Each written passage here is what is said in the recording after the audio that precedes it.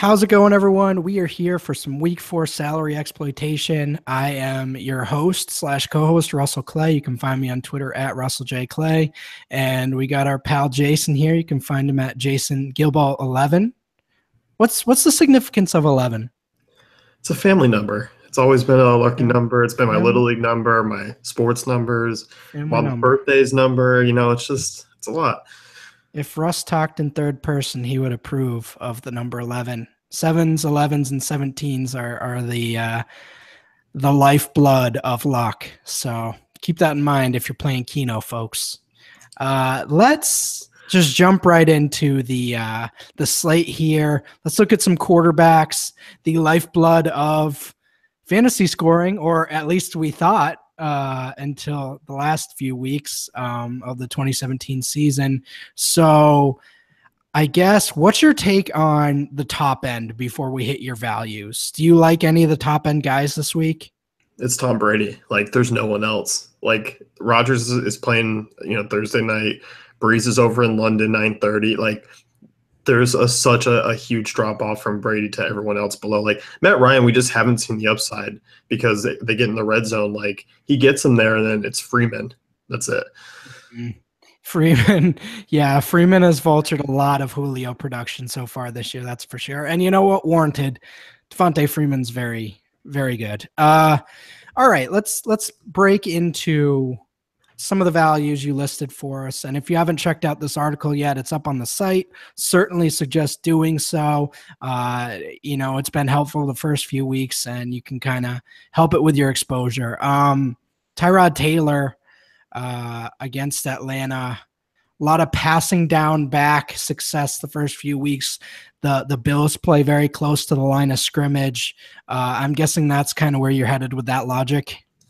Yeah, I think it's interesting. Taylor was super impressive against Denver. I know, teams traveling from the west to the east, especially to Buffalo's troubling, but he looked good. 67, percent completion percentage this year. He's got 24 rushing attempts. 8 in each of the 3 games. He's going to get you that little upside there for that. 5,300 on DK, 71 on FanDuel, 28 on Yahoo, super steep. And the reason I say that's steep is because Tom Brady's only $5 more. So when you look at that, I think DK, he's interesting. There's not a lot of good quarterbacks in good spots this week, especially the cheaper ends. We don't have really a Kaiser this week. Brissett, we're not looking at. So outside of that, I think kind of Tyrod's that guy if you want to pay down and, should be forced to throw a little bit more. He's not a huge upside guy, but if he does get that rushing touchdown, he can put you over 20. But this dude's been around 230 and 2 touchdowns in 2 of his 3 games this year. So, he's, I think he can get the job done. And he's still learning, basically with new weapons. Sammy Watkins was traded a few weeks before the start of the season. You got Jordan Matthews. They're obviously still working out Zay Jones. But, Charles Clay's been this guy who, we'll talk about later on. So are you stacking with anyone, or is this naked Tyrod? It's likely a naked Tyrod. I do like McCoy this week. I think McCoy's fair enough. So you could go a QBRB and just kind of hope they get 40 points total. Type of deal. Yeah, I think that's hoping that. Yeah, I think that's a pretty interesting way to go about it. The next one you mentioned, we might have our first disagreement of the year. Phillip Rivers against Philly at home. What's your take here? He was bad, flat out bad in week 3. And I can understand if you don't want to go this route, but I'm not really looking to play Stafford on the road at Minnesota. Mariota's interesting. I'll have some exposure there, but outside of that, Rivers is kind of the lone guy in this 6K range or 7,500 range on FanDuel. Once again, Yahoo, no need. Brady's 33. He's only $2 more than Rivers. But Rivers is interesting here. This Eagles defense really banged up in the secondary. Rivers is a guy who's going to, hover around 35 passing attempts. Just a lot of weapons for him to go with. I like Melvin Gordon out of the backfield. If he's healthy this week, it's certainly helped Rivers. So you hit the nail on the head there. Once Melvin Gordon left that offense, they were putrid. They did nothing. and I mean nothing. If Melvin Gordon's out, they don't have to worry about the run game whatsoever. Their line isn't very good. Keenan Allen's good. Tyrell Williams kind of becoming a little exposed this year, a little more attention his way for defenses, and he struggled so far. So I do like Keenan Allen, but if Gordon doesn't play, I'm totally out on this Chargers team. If he does play, I'm with you. But if he doesn't play, I just think Gordon makes Rivers a lot better. Or I won't say he makes him a lot better, but the drop off is so significant at running back that, I mean, they're going to average 2 yards per carry if Gordon isn't in there. So teams won't really have to worry about it. Makes it super hard. So if Gordon doesn't play, 0% exposure to Rivers. If he does, okay.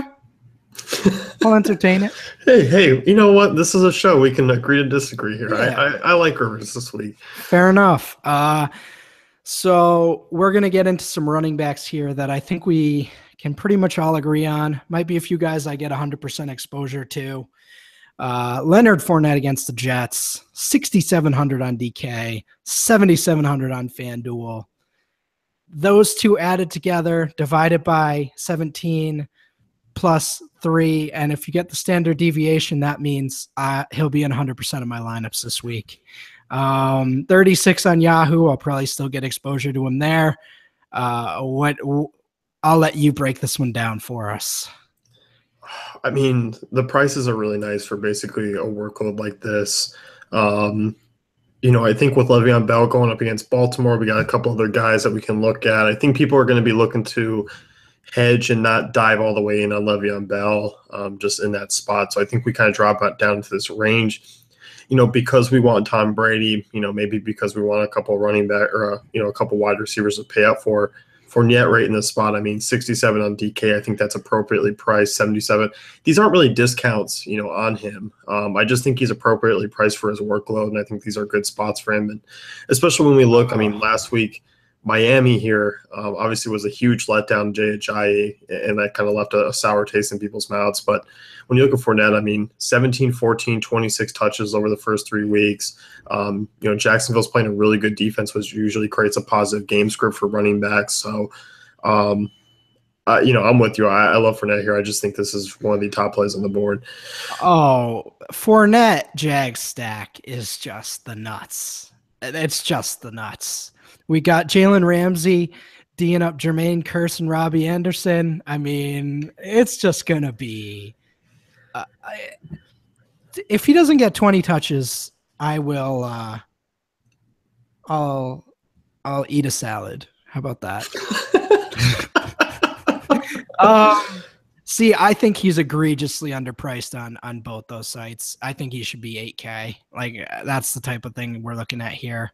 20 touches against the Jets. Yeah, this is going to get bad. So that's my takes there. You mentioned Joe Mixon against Cleveland next. Another guy I think you should be getting at least 50 to 60% exposure to in tournaments. What are you looking at here? Yeah, I mean, this is a really good spot. I mean, DK priced him up a little bit, 5,700. Like, that's probably appropriately priced. Dude's 5,600 on FanDuel, 17 on Yahoo. I mean, 56 for an RB2 in terms of Mixon, who can touch the ball 20 plus times. Like, we're turning the leaf over in Cincinnati. Like, we're getting Mixon now, and this is what we're going to get out of him. I think we can get 80 yards and a touchdown this week. It's going to be a good spot for him against Cleveland. You obviously wish this game was at home, but it was pretty clear, obviously, week 3 was kind of a changing in Cincinnati's offense. There's too many good weapons for them to put up what they did the first 2 weeks, which was absolutely nothing. I don't care what their defenses they played. Like, that was just all around bad. And I think there was a lot of encouraging signs. And Green Bay's run defense is not bad. Right. I think that's an important thing. Impressive. Yeah, I think that's an important thing to take away here. Green Bay, not a bad defense. I thought Mixon looked really good. Like you mentioned, I think you can do Dalton Mixon green stacks. I think you can sort of game stack that and maybe, get a Duke Johnson or something. I don't know about Duke Johnson continuing this, but he's just such a weird – they use him so weirdly, like not enough. But anyway, that's besides the point. I don't know why I brought him up. CJ Anderson against Oakland. Pretty turbulent 3 weeks for him, but you like this matchup against the Raiders, D? I do, yeah. I like Denver's offense in general this week. I just think they play better at home. We've seen Anderson splits over his career. He's averaged about 4 PPR points more when he's at home than on the road. It was just a tough spot last week for him. I liked him in GPPs. We obviously saw Jamal Charles sneak in there and get some touches and some carries and eventually get that touchdown. And we needed the Jamal Charles touchdown. It warms our hearts. You know, it was a lot of downness in the NFL this weekend. A Jamal Charles touchdown that made us feel good again. It did. I like that. So in terms of roster construction, these are pretty much the same guys I'm going to be looking at in those ranges. Haven't, finished my research on the higher end guys, but in terms of values, these are pretty glaring. All right. Wide receiver, Marquise Lee. Targeted pretty heavily last week until things got out of hand. Faces off against the Jets, 4,500 on DK. What's your take here? I just think, overall, when you look at Jacksonville this week, we saw last week, obviously, one of those weird games was, 44 points they scored on Baltimore. Baltimore basically didn't even show up to London and play. Lee, at a decent price tag here, Yahoo 21, I think that's a little bit high, just in comparison to the other guys. Brandon Cooks is $22. Like I said, New England's cheap this week, so it kind of puts a lot of guys out of play. But Devontae Parker, Michael Crabtree, both successful. Obviously Parker was on basically the last 2 drives of the game, week 3, but Lee, 19 targets in 2 weeks since Allen Robinson's gone down. He's getting, all the looks in the world. Hearns has gotten the touchdowns as the bigger guy. Lee finding the end zone, it has to come on a longer bomb. He's not going to get the red zone looks. It's going to go to Fournette for basically 2 tries, even 3, and then maybe a look at Hearns. But he's an interesting GPP dart throw because Jets offense, or defense, I don't care what they did this past weekend.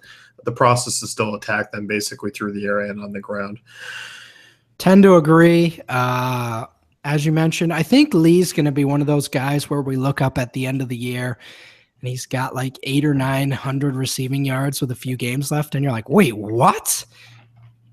I think he's just going to be that guy that gets 50 to 70 yards a week. And as you mentioned, if he mixes in a touchdown or 2 every once in a while, I think he's a nice upside play. So pretty cheap on DK, pretty cheap on FanDuel, although I'm worried my exposure is going to be a little lower just because of the range. And then 21 on Yahoo. It's a little steep. I think you could pay it, but it's a little steep. Adam Thielen against Detroit, fully on his way to proving me wrong that he is a very good player. He looks like a very good player. Case Keenum looked like he got things together a little bit last week. Yeah, he did. And I think, playing at home is certainly going to help him. Obviously, we're still waiting on Sam Bradford news. I'm not going to, hold my breath on him coming back. But you look at him, Thielen should obviously dodge the Darius Slay coverage, which means, Stephon Diggs will likely see him, but we can look on that later on this week.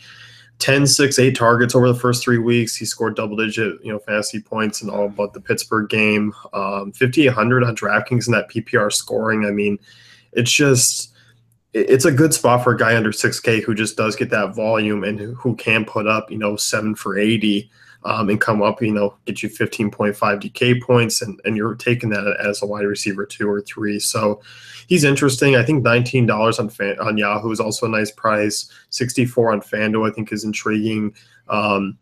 Vikings Detroit, I think that's one of the weirder games of this week where I think there's going to be some fantasy points, but I do think it's going to be very narrow in terms of who gets it. Definitely. And one last guy for you, Emmanuel Sanders, seemingly undervalued every week. I really like his role this year, and with Semien kind of looking decent,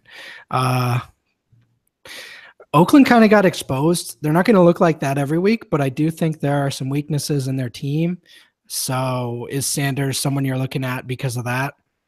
Yeah, he was the guy I was looking at last week and the week before. 6, 8, 15 targets last week against Buffalo in the game where they were down. We saw the multi-touchdown upside. Oakland was a bottom 10 pass defense last season, and they're kind of looking that way already this year. Like you said, I don't think that's going to be the case every week, but they've looked a little iffy. Obviously they played Jets week 2. We saw Jermaine Kearse go off in that one. I just don't think that this is really an opportunity to kind of start, shying away from Denver's passing attack. I think both him and Demaryius Thomas are intriguing. Both are under 7K on FanDuel. The prices are coming up. I think we talked about Sanders week 2, and he was really cheap, but now the prices are coming up a little bit. So get him before he kind of cracks that next range where you really have to start, thinking about him, where he gets in with like Keenan Allen and Stephon Diggs and like those types of guys, DeAndre Hopkins, before he's not that type of guy, but he's priced like them, Definitely. Tight end, not a very appealing position. I think we're a year away from really having some, other than Gronk and Ertz. I think we're really struggling to find consistent options week to week. We thought we had that in Ebron after last week. Then some people went probably 80% exposure on FanDuel, and some what otherwise would be good lineups went down the drain. So what's your take on paying down at tight end this week? Yeah, it's weird. Gronk and Ertz, there's only a 300 difference on DK. Like, that's it. I think it's like 2,000 still on FanDuel. But in terms of paying down, Charles Clay, I still like him quite a bit. He's been around 6 to 7 targets a game here. Atlanta struggled against tight ends last year. Hasn't really shown this year, but if you've watched those games against Atlanta, there's been a lot of tight end play where it got called back. There's been a lot of drops. So I think they've been kind of lucked out a little bit. But you look at Clay, 18 targets in the first 3 weeks, 2 red zone touchdowns. Tyrod's clearly looking for him in the red zone when they're not going with McCoy. Taylor's once again one of the more efficient quarterbacks in the league. He doesn't turn the ball over. 3,700 on DK, not bad. 53 on FanDuel, 15 on Yahoo. I think overall, Clay, he's going back to the last 8 weeks. Going back in the last year, he's been trustworthy. Fair enough. I think personally, I want to see what Witten does this week. I'm a little expensive, dude. Oh man, I'm a little okay. Understood. Granted, understood. I'm just a little worried right now about tight end production in general, and I kind of feel like Gronk and Ertz are the only ones that I know are going to get those targets. And through the first 3 weeks, paying down has been kind of brutal. Paying up hasn't been that great either. I just feel like, Ertz is pretty safe. Even Delaney, I'm just worried about this position for 2017, I guess, is what I would say.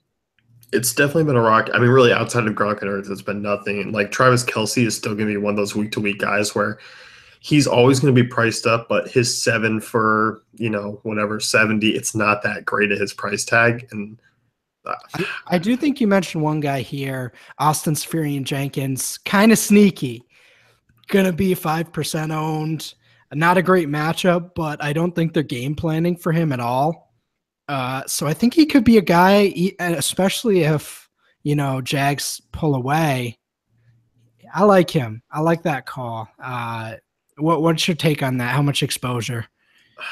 He's going to be one of those guys where if I'm just paying up at other positions and I don't even want to worry about tight end, like I'm plugging him in. Yeah. Because, $3K on DraftKings, 48 on FanDuel, $12 on Yahoo. I was worried about the snaps last week, how much you would see. Still wasn't obviously in game shape, but this offense is so bad. And like you said, this week, AJ Bouye, Jalen Ramsey, those are taking those outside options. We may actually see him get a couple more targets than we did last week. He saw 6 already last week, and that was tied with Robbie Anderson for the lead. So the talent's there. The off-the-field issues have been what's held him back since coming into the league. All the potential in the world is there for him. He's probably the only Jets player I would actually consider using this week. Fair enough. Defenses, Bengals against Cleveland, Cardinals against San Francisco. Any quick takes on either of those matchups other than the obvious? No, San Francisco's bad. I like Carlos Hyde. I like Pierre Garçon. I like Marquise Goodwin. But Arizona just matches up really well with them. Like they're going to take Garcon out. Goodwin's not really a threat against this defense. They can focus in on Carlos Hyde. Arizona's always been a better defense at home. Cincinnati, obviously against Cleveland, I think their front seven's really strong against this offensive line that was supposed to be a strong suit to their game. Hasn't looked that way so far. Kaiser holds onto the ball. He does like to rush around a little bit, giving some sack opportunities. So we're not really paying premium dollar for these defenses either. Like 35 and 32, 46 on FanDuel. Even the Jags, I mean, the Jags aren't expensive on DraftKings, but they are over on FanDuel. So there's no cheap defenses this week that I'm really intrigued with. I think I'm just sticking with his mid-range. Fair enough. And just overview of the position in general, defense. Are you more paying up this week, or do you feel comfortable with that mid-range options you mentioned? I think the mid-range is the way to go. I mean, obviously you have Seattle on FanDuel, but they haven't really been a great fantasy scoring defense. I mean, they may this week against the Colts at home, but for me, it's Jags, Bengals, and Cardinals. I don't really see any other exposure for me, this early on. Fair enough. Any other thoughts for this week before we head out? No. It's going to be another tough week. I will say that. I think you want to get a lot of exposure to Brady and the Patriots, but it's pretty tough week again. We're starting to it's solidifying slower than usual, I would say, what offenses are actually going to be good and who isn't. Usually by week 3 or 4, we're kind of getting the vibe of what it's looking like this year, but because of injuries and struggling passing games, it's a little tougher to gauge. So, if you're struggling these first few weeks, other than week one was pretty chalky, but there's a reason why you'd be struggling, I do have one note, and that's pay attention to defensive injuries. That can give you a significant advantage. People don't go that far. We've seen actually a lot of guys get ruled out on the defensive side. That's opened up holes for running games that you may not have expected. It's opened up roles in the passing game for wide receivers that you're not on. Let's look at San Diego, for example. Jason Verrett going down is huge, absolutely huge for that secondary. Definitely. Absolutely. It's a good call. All right, guys. We're going to head out. Obviously, we still have the slate breakdown to come, so if you want to check that out, we certainly suggest that. Give us a like and subscribe if you like this video, and obviously we're doing this because Jason wrote the article, which is, a pretty strong article in my opinion. So we will see you guys in week 5, and good luck to you in week 4.